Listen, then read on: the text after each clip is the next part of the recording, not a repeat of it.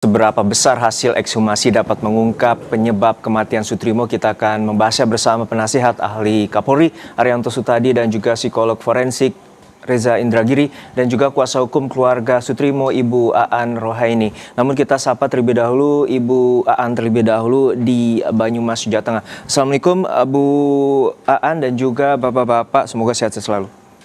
Waalaikumsalam warahmatullahi wabarakatuh. Ya, Bu Aan, tadi dalam proses yang telah terjadi ekshumasi pada pagi tadi, keluarga turut menyaksikan dan seperti apa proses ekshumasi yang telah dilakukan oleh tim dari Pusdokes Polri? Iya, tadi kalau siapa yang menyaksikan memang keluarga memutuskan untuk tidak menghadiri ekshumasi, tapi seluruhnya diwakilkan oleh saya sebagai kuasa hukum. Kami mengikuti prosesnya dari awal sampai akhir. Dari sejak pembongkaran kuburan sampai dengan ditutup kembali, dimasukkan kembali jasad dan diserah terimakan kepada keluarga. Pada prinsipnya ekshumasi tadi berjalan lancar, pihak keluarga juga sudah melakukan doa bersama di kediaman dan kami mungkin tadi juga sudah ikut ke acara press release di Polresta Banyumas walaupun tidak selesai. Sisanya kami tinggal menunggu hasilnya saja. Oke, untuk saat ini yang dikonfirmasi ke pihak kuasa hukum apa saja sampel yang telah dibawa oleh pihak Polri? Ya, tadi itu sudah menyampaikan bahwa ada beberapa sampel, terutama jaringan-jaringan yang akan diperiksa lebih lanjut di beberapa laboratorium. Catatannya tadi saya sudah ini tapi harus melihat, tapi pada prinsipnya sudah disampaikan secara terang dan terbuka. Bahkan tadi malam sebelum acara ekshumasi juga memang sudah ada wawancara dengan keluarga untuk melihat riwayat sakit apa dan lain-lain, dan sudah dijelaskan bahwa prosesnya itu besok ngapain saja, yang diambil kemungkinan apa saja dan lain-lain, dan kita juga ditegaskan bahwa tidak ada jaminan 100% apakah bisa ditemukan penyebab kematian atau tidak, karena sangat bergantung dari kondisi jasad yang akan diekshumasi begitu. Dalam proses tadi juga turut disampaikan bagaimana dengan kondisi jasad korban atau jenazah korban terkait dengan proses dekomposisi ataupun pembusukan yang telah terjadi. Iya, tadi sih kita kebetulan saya juga melihat pas pengangkatan itu memang jenazah masih berada dalam kain kafan ya. Tapi terkait dengan kondisi dalam saya memang tidak melihat, namun tadi disampaikan bahwa kondisi jasad tidak ada luka luar, segala macam dan lain-lain. Oleh karenanya dilanjutkan kepada tindakan pengambilan beberapa sampel jaringan untuk diteliti lebih lanjut, yaitu terkait dengan kemungkinan adanya racun, lalu dan lain-lain. Karena itu ilmu medis, saya nanti penyebutannya salah malah keliru nggih. Baik, saya ke Pak Arianto. Pak Arianto, untuk saat ini di Reskrimum telah menyatakan bahwa tahap penyidikan ini menyatakan bahwa adanya dugaan proses pidana dalam kasus kematian Sutrimo. Maka ekshumasi ini dilakukan untuk memastikan penyebab kematian Sutrimo yang saat ini diduga janggal atau tidak wajar. Untuk saat ini dalam proses kepolisian seperti apa ekshumasi, kemudian lab forensik dan juga hasil yang dapat diungkap kepada publik? Ya, saya kira tadi dari Dirkrim sudah menyampaikan ya hasil-hasil, termasuk para ahli yang mengenai kedokteran forensik sudah menerangkan. Ini tujuan daripada ekshumasi ini, tujuan pokoknya kan mengetahui penyebab kematian daripada Pak Trimo ini. Hanya pada itu saja sebetulnya ya. Tapi artinya untuk jenazah yang sudah hampir 3 minggu ini kemudian untuk mengetahui hasil dan juga dugaan penyebab kematian ini dapat diungkap?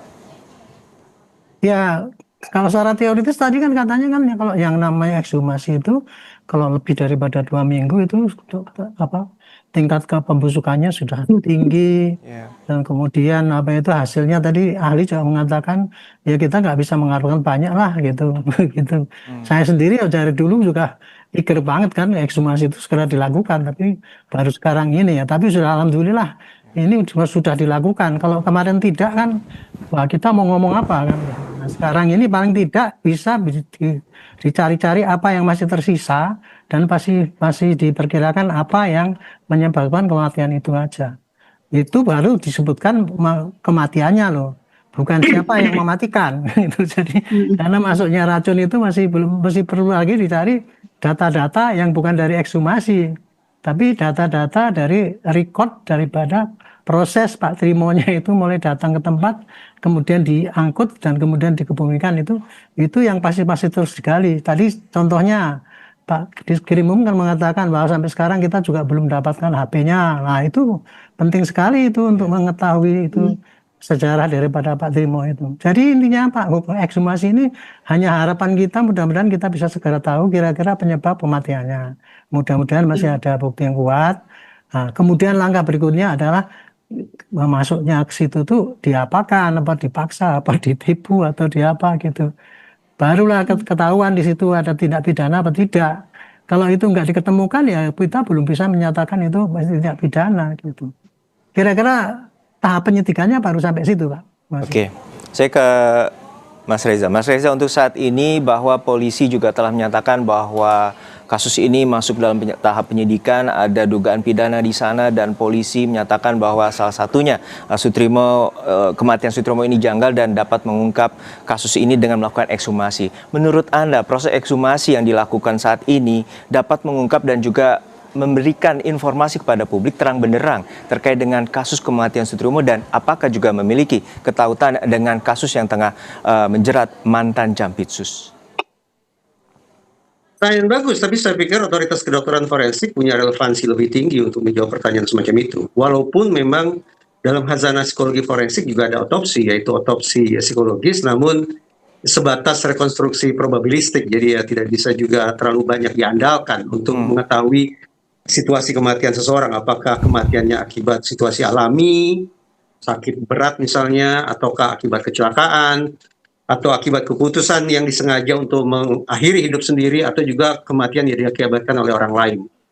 Namun kalau kemudian saya kutip perkataan Polda Metro Jaya bahwa sekarang sudah masuk ke tahap penyidikan, yang saya pahami penyidikan diawali dengan penyelidikan.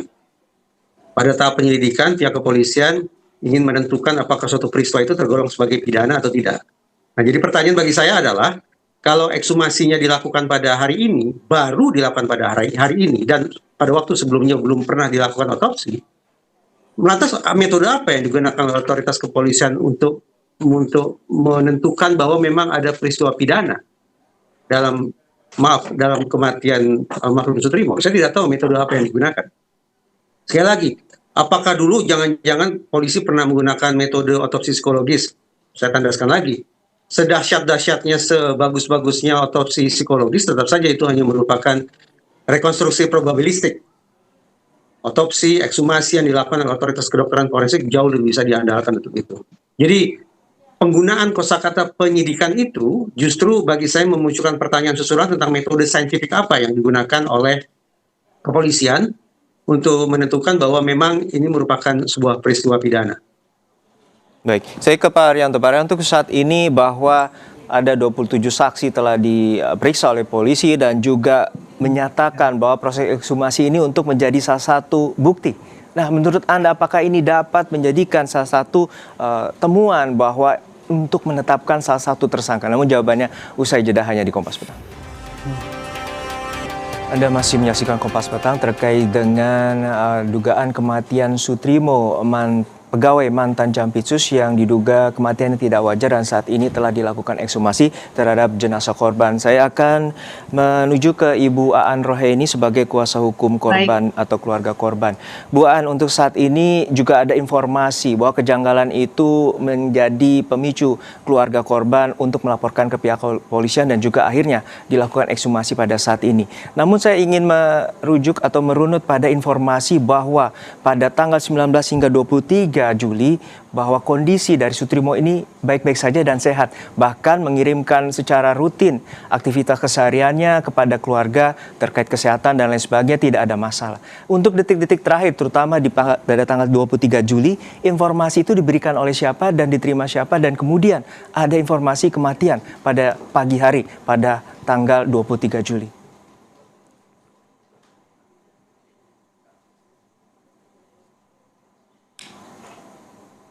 Bu Aan.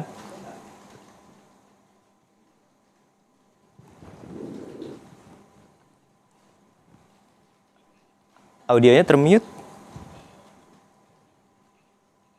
Jaringannya kelihatannya nggak ada. Baik, saya ke Pak Arianto. Pak Arianto, tadi juga kita mendapatkan informasi bahwa pada saat proses penggeledahan 8 Juli, Sutrimo berdasarkan keterangan dari keluarga diminta oleh bosnya, yaitu mantan Jampitsus Febri Ardiansyah, untuk kembali ke Jakarta, dan kemudian ongkos dan lain sebagainya, dan juga dikawal di stasiun Purwokerto dan akhirnya ke Jakarta. Dan pada hingga tanggal 23 Juli Sutrimo rutin memberikan informasi terkait dengan kegiatannya di Jakarta. Artinya dalam kondisi sehat dan tidak ada indikasi penyakit yang sifatnya kritis atau akut terhadap Sutrimo. Menurut Anda seperti apa bahwa detik-detik, terutama pada tanggal 23 Juli pada pukul dini hari 4 pagi itu mengirimkan foto ia menerima makanan? Apakah itu salah satu indikasi yang akan juga ditelusuri oleh pihak kepolisian? Oh ya pasti, Pak.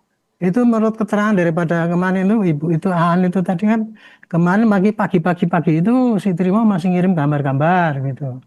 Tiba-tiba 2 jam kemudian itu ada orang yang menelpon ke dia, Pak Trimo sudah meninggal. Itu dari handphonenya Pak Trimo, tapi yang menelpon orang lain gitu. Nah itu kan juga suatu mengagetkan kan, itu berarti meninggalnya mendadak kan gitu kan. Dan dia tidak siap-siap untuk meninggal waktu itu kan. Wong dia masih sehat-sehat gitu, kemudian hilang, dan kemudian yang memberitakan orang lain. Dan kemudian yang orang lain itu sampai sekarang dilacak tidak nyambung-nyambung kan itu. Nah itu kan otomatis merupakan suatu kejanggalan ya. Itu kira-kira yang kenapa timbul yang janggal, yang mengatakan janggal kan ini korban. Tadinya korbannya itu nggak mengatakan janggal loh. Karena dia belum mendengar adanya buih, adanya itu apa gitu dan sebagainya. Setelah dengar bahwa itu ada, dia kirim video itu, terus kemudian nggak berlanjut, kemudian handphonenya nggak dikasihkan, kemudian orang yang ngirimkan pun nyolowati lah kalau bahasa Jawa itu, yang nggak jelas alamatnya, nomornya itu, sehingga keluarga pun mengatakan itu janggal gitu, minta dilaporkan gitu. Artinya ini juga meruntuhkan bahwa adanya penyebab kematian ini terkait dengan sakit yang diderita ataupun diabetes yang diderita oleh Sutrimo. Ya itu ya rumors ya, kalau diabetes itu rumors, tapi penyebab kematian itu nanti hanya akan ditentukan oleh hasil dari otopsi ini untuk membantah itu gitu. Meninggalnya kenapa? Kita nggak bisa berandai-andai. Baik. Saya ke Mas Reza. Mas Reza, untuk saat ini kita mengetahui bahwa ada rentetan di mana kejanggalan itu terjadi. Anda menyatakan bahwa otopsi itu mungkin akan ada sekitar 50% atau probabilitasnya sangat kecil untuk dapat mengungkap secara besar terkait dengan kematian. Untuk saat ini seperti apa Anda melihatnya adanya unsur pengantar di sana, bahwa nama sebagai Febrio itu pengantar dari jenazah Sutrimo pada saat di Rumah Sakit Muhammadiyah. Menurut Anda dengan adanya indikasi ataupun nama-nama seperti ini dapat terkuak bagaimana proses kematian dari Sutrimo? Pertama, saya menyimak pernyataan pers dari Polda Metro Jaya yang mengatakan telah melakukan pemeriksaan sekian banyak saksi, kemudian naik ke penyidikan. Ya, saya mencoba menaruh kepercayaan terhadap kerja saintifik yang dilakukan oleh Polda Metro Jaya. Kendati dari sudut pandang psikologi forensik justru ada sebuah simpulan bahwa barang yang paling potensial merusak proses pengungkapan kebenaran atau pengungkapan fakta, yang paling mungkin mengganggu proses penegakan hukum justru adalah keterangan, termasuk keterangan saksi. Karena itu pesan positif saya adalah otoritas penegakan perlu ekstra hati-hati, bukan berarti alergi, tapi ekstra hati-hati ketika melakukan pemeriksaan, menarik simpulan, dan menyikapi hasil keterangan saksi untuk kepentingan proses penegakan hukum pada tahap-tahap berikutnya. Itu poin pertama. Yang kedua, terkait dengan teknis, aspek teknis otopsi kah, ekshumasi kah, itu di luar khazanah ilmu pengetahuan saya. Tapi saya membayangkan bahwa dari hasil kerja kepolisian ini kan kemungkinan simpulannya hanya 1 dari 2. Pertama, apakah almarhum Sutrimo meninggal dalam sebuah situasi pidana? Artinya dia kehilangan nyawa akibat perbuatan orang lain. Atau kemungkinan yang kedua adalah Sutrimo meninggal bukan dalam sebuah situasi pidana. Bisa karena situasi alami, bisa karena kecelakaan, dan juga bisa karena bunuh diri. Kalau Sutrimo pada akhir sepanjang ini disimpulkan meninggal akibat perbuatan orang lain, berarti pidana, maka sudah barang tentu otoritas penegakan hukum akan melakukan kerja lebih lanjut untuk mencari tahu siapa pelakunya, apa modusnya, apa intensinya, di mana mens reanya, dan seterusnya, dan seterusnya. Namun sebaliknya, kalau setelah proses ini dijalankan disimpulkan bahwa ternyata Sutrimo meninggal bukan dalam sebuah situasi pidana, artinya bukan akibat perbuatan orang lain, maka kerja otoritas penegakan hukum selesai. Mungkin beralih ke kementerian yang lain, entah itu Kementerian Tenaga Kerja, Kementerian Sosial, dan seterusnya. Nah, kalaupun Sutrimo setelah proses ini disimpulkan meninggal dalam situasi pidana, artinya akibat perbuatan orang lain, muncul pertanyaan berikutnya. Apakah situasi pidana yang melingkupi kematian Sutrimo itu bersangkut paut atau tidak dengan 3 kasus mega korupsi yang menersangkakan FA? Atau meninggalnya Sutrimo, betapapun dalam sebuah situasi pidana, merupakan isolated event, sebuah peristiwa yang terpisah yang tidak ada hubungannya dengan FA sama sekali. Itu dia. Ya, tapi dalam arti fakta yang kita dapatkan atau didapatkan dari pihak keluarga, pukul 4 dini hari dan kemudian pukul 6 ataupun pukul 8 Sutrimo sudah tidak ada. Artinya pada pukul 4 masih dapat berkomunikasi dan memberikan foto bahwa ia berada di depan rumah dari mantan Jampitsus di Kebayoran Baru. Anda melihatnya bahwa ini sebuah fakta atau Anda melihatnya ini apakah sebuah fakta yang dapat juga menyatakan bahwa ini ada dugaan bahwa Sutrimo satu tidak melakukan bunuh diri ataupun juga ada unsur-unsur yang sifatnya isolated atau tadi yang Anda sampaikan? Dalam rentang waktu sekian menit itu menurut saya sudah cukup bagi terjadinya peristiwa 1 dari 4 kemungkinan situasi kematian yang tadi saya coba paparkan. Konkretnya dalam waktu sekian belas atau sekian puluh menit itu bisa saja misalnya Sutrimo tiba-tiba saja terserang penyakit yang kemudian mengakibatkan dia meninggal dunia. Bisa juga terjadi kecelakaan. Kecelakaan yang saya maksud bukan kecelakaan lalu lintas ya, tapi kecelakaan yang saya maksud adalah Sutrimo tengah menjalankan suatu aktivitas tertentu, namun tiba-tiba tanpa dia rencanakan, tanpa dia antisipasi, dia masuk ke dalam situasi lain yang tidak bisa dia tangani atau sikapi secara baik, sehingga terjadilah kecelakaan berakibat fatal pada dirinya. Sekian belas atau sekian puluh menit itu tampaknya juga cukup bagi seseorang siapapun itu termasuk Sutrimo untuk kemudian membuat keputusan yang salah tentang bagaimana mengakhiri hidupnya. Demikian pula sekian belas atau sekian puluh menit boleh jadi juga mencukupi bagi adanya intervensi dari pihak lain untuk menghabisi Sutrimo. Untuk saat ini kita juga mengetahui bahwa Sutrimo juga rutin memberikan informasi dari tanggal 19 hingga 23 terkait dengan aktivitas. Apakah itu juga sebuah simbol ataupun juga sebuah pola komunikasi yang ingin ia sampaikan terhadap situasi yang ia alami pada saat berada di kediaman dari mantan Jampitsus? Kita sekarang bergeser, tidak lagi berbincang tentang jasad Sutrimo ya. Berarti tidak lagi menyinggung hal ihwal terkait dengan otopsi ataupun ekshumasi. Kita sekarang sudah berbincang tentang komunikasi, tentang tindak tanduk, tentang isi pesan. Nah, kalau memang kita sepakati bahwa ini merupakan petunjuk-petunjuk yang penting untuk didalami lebih jauh, maka sudah. Otoritas kepolisian sudah sepatutnya juga menyelenggarakan otopsi psikologi forensik. Baik, saya ke Pak Arianto. Ya, silakan. Sifatnya pelengkap. Baik, saya ke Pak Arianto. Pak Arianto, ini bahwa masih banyak spekulasi dan juga bukti-bukti yang mungkin belum diungkap sepenuhnya oleh pihak kepolisian untuk menjaga saksi kunci dan lain sebagainya. Bahwa masih ada digital forensik dan juga masih ada otopsi psikologi dan juga saat ini ekshumasi. Menurut Anda jejaring mana saja yang saat ini harus segera dibuka oleh pihak kepolisian agar publik dapat memenuhi rasa keadilan?